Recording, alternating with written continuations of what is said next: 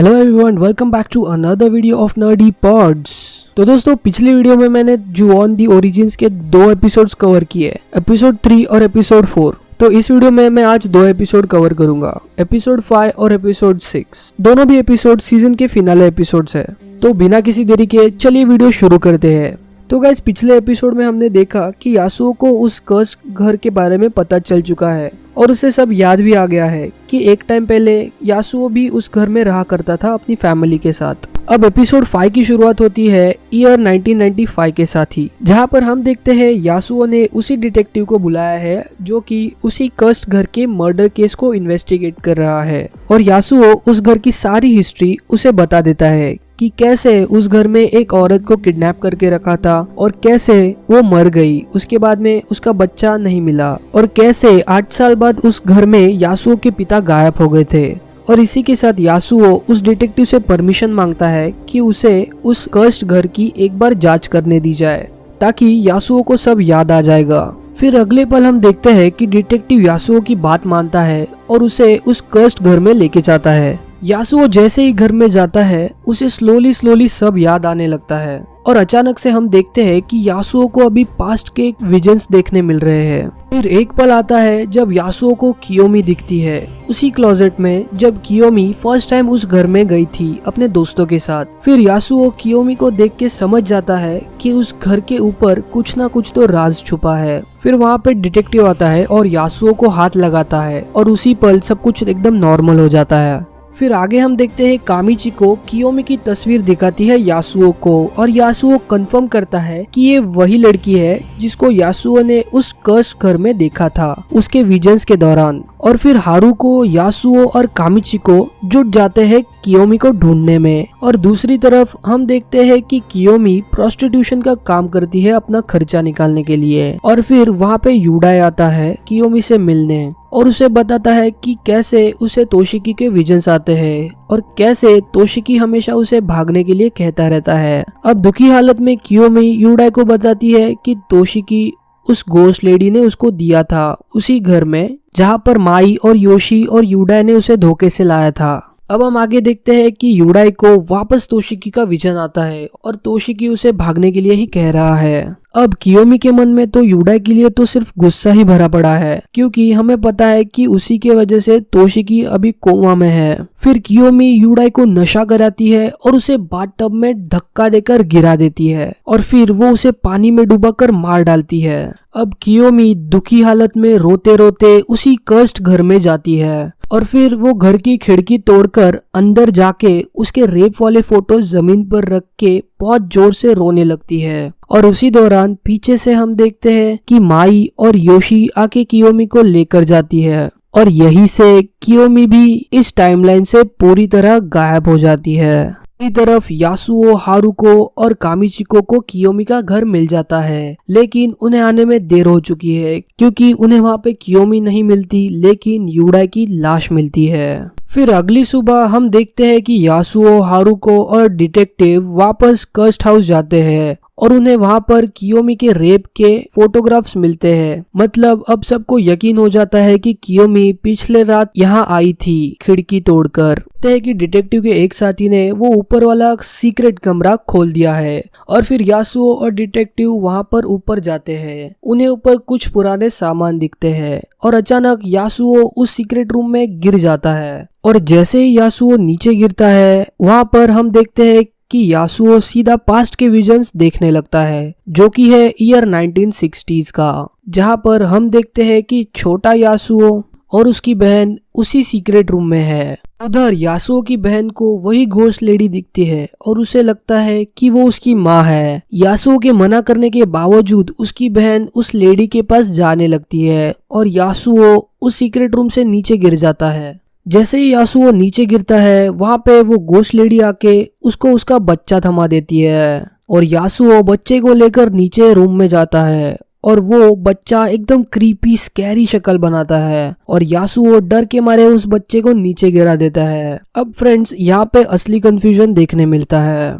जैसे ही छोटा यासुओ बच्चे को नीचे गिरा देता है वहाँ पे हम देखते हैं कि एक ब्लैक शैडो वाली औरत आती है खिड़की तोड़ के और बच्चे को वहाँ से लेके जाती है। अब दोस्तों नोट करने वाली बात ये है कि जब कियोमी खिड़की तोड़ रही थी बिल्कुल वैसे ही पास्ट में उस ब्लैक शैडो वाली लेडी ने भी खिड़की तोड़ी थी। मतलब शो के क्रिएटर्स हमें ये बताना चाह रहे हैं कि पास्ट में जो इवेंट्स हुए हैं इस घर से रिलेटेड वैसे ही हर बार रिपीट होते रहेंगे। So back to the story, और फिर हम देखते हैं कि यासुओ प्रेजेंट में वापस आ जाता है और उसे सब कुछ याद आ गया है। अब यहाँ से ये ईयर 1995 से सीधा 1997 में स्किप करता है और हमें पता चलता है कि ये केस अभी तक सॉल्व नहीं हुआ है और स्टेट एजेंट ने वो कर्स्ड घर फिर से एक कपल को बेच दिया है। और यहाँ पे हमें पता चलता है कि ओनर की वाइफ प्रेग्नेंट है। अब ये सुन के यासुओ वहां पर पहुंचता है और उन कपल को वार्न करता है कि उन्हें इस घर में नहीं रहना चाहिए क्योंकि ये घर कर्स्ड है, जिसके बारे में सभी को पता है। और तो और ये बात वो ओनर जानते हुए भी यासुओ को वहां से भगा देता है। इनफैक्ट घर के शिफ्टिंग में आए हुए लोगों को भी इस घर के इंसिडेंट्स के बारे में पता है। फिर आगे हम देखते हैं ओनर की वाइफ जिसका नाम है टोमोको, उसको स्कैरी सपने आते हैं और वो सपने 1952 के थे। फिर टोमोको किचन में आती है और देखती है कि टीवी पर हारुको का एपिसोड चल रहा है जिसे सीरीज के स्टार्ट में ही दिखाया गया था जब हारुको उस घर के सिचुएशन एक्सप्लेन कर रही थी। और फिर किचन में आवाज सुनकर टोमोको के हस्बैंड उठते हैं और वो नोटिस करते हैं कि उनकी वाइफ किचन में किसी से बात कर रही है और वो शख्स और कोई नहीं 1955 का चीची है। और अब यहाँ पे हमें दो टाइमलाइंस मर्ज होती हुई दिखाई दे रही है, एक है 1955 की और एक है 1997 की। अब यहाँ पे हमें याद होगा कि चीची ने भी पुलिस को पूछताछ करते वक्त बताया था कि उसे एक प्रेग्नेंट लेडी ने खाना खिलाया था। मतलब चीची को फ्यूचर के इवेंट्स दिख रहे थे और दूसरी तरफ टोमोको को पास्ट के इवेंट्स। फिर अचानक से घर के ओनर को नोबू की लाश भी लटकी हुई दिखती है और फिर अगले दिन वो यासुओ, हारुका और तात्सुए की मॉम को बुलाता है ताकि पता चल सके आखिर घर में किसकी स्पिरिट है और वो स्पिरिट चाहती क्या है।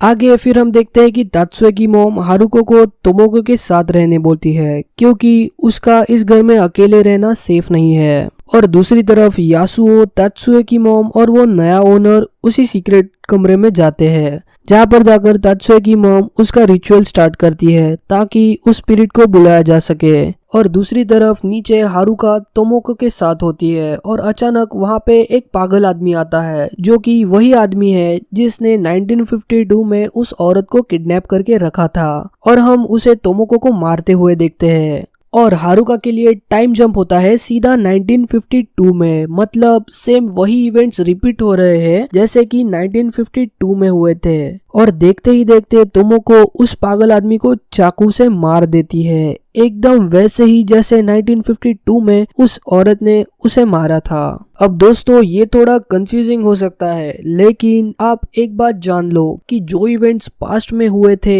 वही इवेंट्स कैसे ना कैसे फ्यूचर इवेंट्स से लिंक्ड है और सब क्राइम्स रिपीट हो रहे हैं। So back to the story, आगे हम देखते हैं कि टोमोको को एक एम्बुलेंस आके हॉस्पिटल ले जाती है पर उसका हस्बैंड उसके साथ जाने से मना कर देता है क्योंकि अब टोमोको का हस्बैंड भी पूरी तरह से कर्स्ड हो चुका है। अब यासुओ को टोमोको के हस्बैंड में उसके पिता के विजन्स देखने मिलते हैं। जैसा कि मैंने बताया कि यहाँ पर भी दो टाइमलाइंस मर्ज हो रही है और फिर टोमोको का हस्बैंड उसी जगह पर जाकर खड़ा हो जाता है जहाँ पर यासुओ के पिता खड़े हुए थे और देखते ही देखते वो उधर पूरी तरह से मेल्ट हो जाते हैं और वो मर जाते हैं। अब ये सब हो रहा रहता है तो मीनवाइल तेत्सुए की मॉम अभी भी सीक्रेट रूम में है और उस गोस्ट लेडी से पूछ रही है कि आखिर वो चाहती क्या है। और फिर वो गोस्ट लेडी एक ही चीज दोहराती रहती है कि हमें एक साथ दफनाओ, बरी टुगेदर। तो यहाँ पे वो गोस्ट लेडी शायद ये बताना चाहती है कि उसको उसके बच्चे के साथ दफनाया जाए। फिर जब तेत्सुए की मॉम पीछे मुड़कर देखती है तो उसे वो गोस्ट लेडी दिखती है बहुत ही क्रीपी और डरावने अवतार में और वो स्पिरिट तेत्सुए की मॉम को अपने वश में कर लेती है।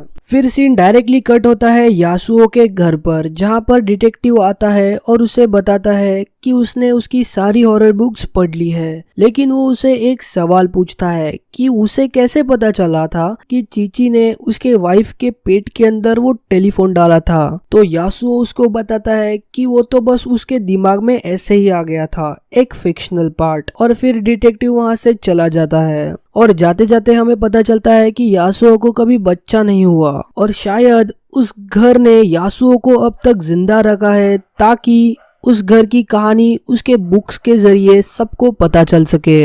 अब यासुओ के बाद हम देखते हैं कामिचिको को, जो कि तोशिकी से हॉस्पिटल में मिलने गई है, और हम देखते हैं कि तोशिकी कामिचिको को अपने वेंटिलेटर पाइप से एक ही बात बोलता है कि वहां से भाग जाओ, रन अवे, जैसा कि सेम तोशिकी ने यूडाई को बोला था उसके मौत से पहले।